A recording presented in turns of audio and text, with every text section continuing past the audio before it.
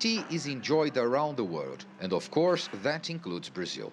All of it can be traced to China, as the Chinese were responsible for the global spread of the Camellia sinensis, the original tea plant. Eles têm essa lenda, esse mito de origem que teria sido There's a legend in China that connects the origin of the tea to a mythical figure, a prehistoric character that would have discovered the Camellia sinensis and began to gather and use the plant about 5,000 years ago. Only about 1,000 years ago, the tea crossed the borders of China into Japan, and it arrived in Europe only in the 17th century.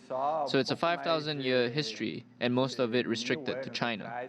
The Camellia sinensis arrived here in Brazil in the early 19th century, when Emperor Dom João VI brought 500 Chinese tea farmers into the country from Macau, then a Portuguese colony like Brazil.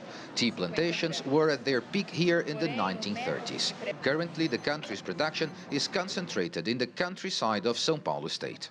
China is the largest producer of tea in the world, but India, the largest producer of black tea, and Japan makes a lot of green tea.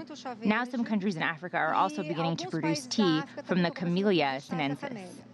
João fell in love with tea a few years ago. He often travels to China to bring the best varieties back to Brazil and to continue his education. A gente quer passar para o povo brasileiro, para o mercado brasileiro. We want to bring to the Brazilian people and to the Brazilian market this view of the importance of tea for China. Every year we take a group of 10 to 15 people on a trip to the Chinese countryside to meet tea masters. That's something you do if you're really interested in this culture. João partnered with a friend to open a tea house in São Paulo and promote a tea drinking culture. Brazilian producers that only made lower quality tea for cheap exports are now realizing they can do better, process the leaves correctly, and get a product of higher added value. The shop began small, but quickly attracted loyal customers. It's a fine example of how promoting cultural exchange can also lead to good business. Paulo Cabral, CGTN, São Paulo.